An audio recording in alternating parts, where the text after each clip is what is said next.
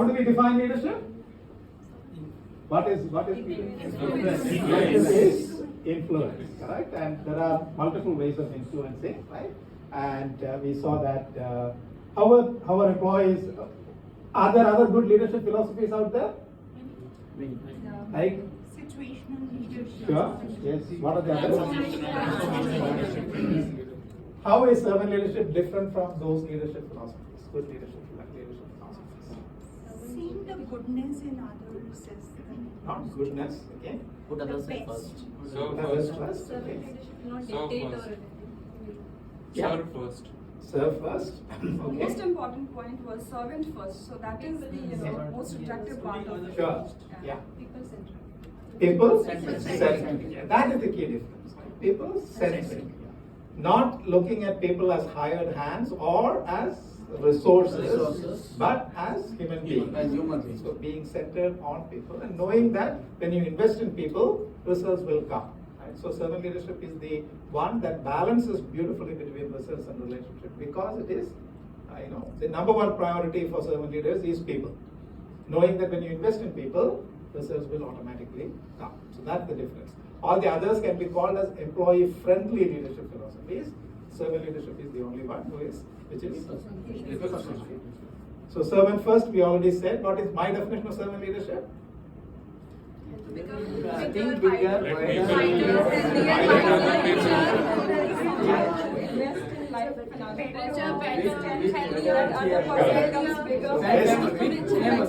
Great, yeah. So basically, make another person better than yourself. So that's the whole purpose of this thing. But what is the practical definition of servant leadership? to see the good in who Yeah. put the good in one of the other's interest. What's the practical definition? For the common cause of the good. Okay, that's very, that is the Miss World level of. So, can we come down to UST level of. Yeah, what's the practical definition? Yeah, go ahead. You were comparing a transformation leader and some. Yeah, that is the people-centric versus people-friendly. Sure, right. But the practical definition is when you're doing something, keep the interest of the people ahead of your own self-interest. Right? So that is the.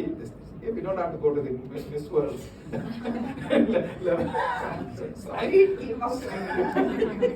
Got it, right? So it is about putting other interests above your own self-interest, which is the practical definition. Madana, I have just a question on this that, is it really 100% practical that when we get into this whole model of servant leadership, we transform our thought process to that way that, we have started putting others ahead of us. Yeah. That really happens in practicality. Yeah, so if you really ask this, none of us are, perfectly there or perfectly here, right? So all of us are in what I call as a continuum of transformation, right? So from traditional leader to servant leader. Some of us may be here, some of us may be closer to that. So it is possible. It is possible. It's a journey. I would say it's a never-ending journey.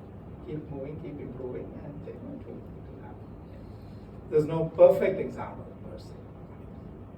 Okay? All right. But does it work, or is it an award-winning movie script? Does it work? How do we know that it works?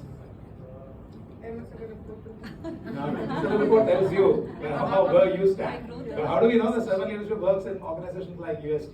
When they achieve the mission, when missions, Right. And we know it through the case studies. What are some of the case studies that we remember?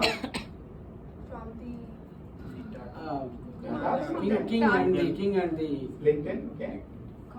Compared with the Cognizant and Yes, we these did also see that. That is in chart. UST. Yeah. We know that it works in UST Yes. because organizations like, Glassdoors are telling that we are doing that. We have Southwest Airlines, which says Yes. treat your people right, they will treat you Yeah, right. right. Southwest Airlines. And there is one more who says that put people first, then they will Yeah. Profit in the applause that you get for treating your people right. they will treat the customer right. Correct. Yes. That was Yeah. one of the. So yeah, those are some of the.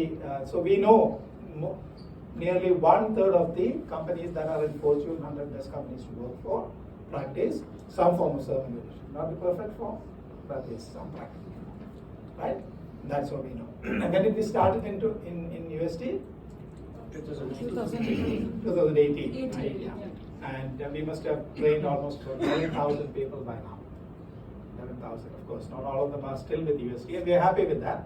We are happy because some of the people who go out of USD continue to have the servant leader in their LinkedIn profile, and that's a satisfaction that we can get. Even when they go out of USD, we still maintain that that servant leadership mindset.